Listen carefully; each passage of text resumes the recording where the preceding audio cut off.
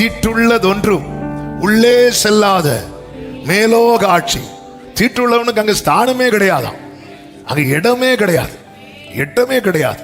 நமக்கு நன்றாய் தெரியும், இளைய குமாரன் மனம் திரும்பி தகப்பனிடத்தில் வந்ததும் அவனை வீட்டுக்குள்ள விடுறதுக்கு முன்னாடி அவனுடைய வஸ்திரம் மாற்றப்படுகிறது வேதம் நமக்கு காண்பிக்கிறது.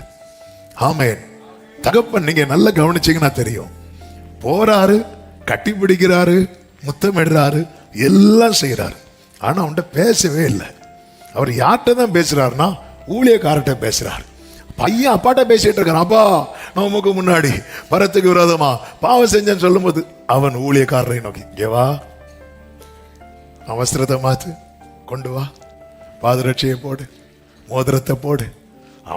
அவர் எப்படி அவனை பார்க்கணும்னு நினைக்கிறாரோ அப்படி பார்க்க வச்சுட்டு வீட்டுக்குள்ள போ. ஆமென். அல்லேலூயா. அப்போ உங்களுக்கு பாசம் நீ இருக்கிற இடம் வரைக்கும் என்னை கொண்டு வந்தது, பரிசுத்தம் நான் இருக்கிற இடம் வரைக்கும் கொண்டு போங்க.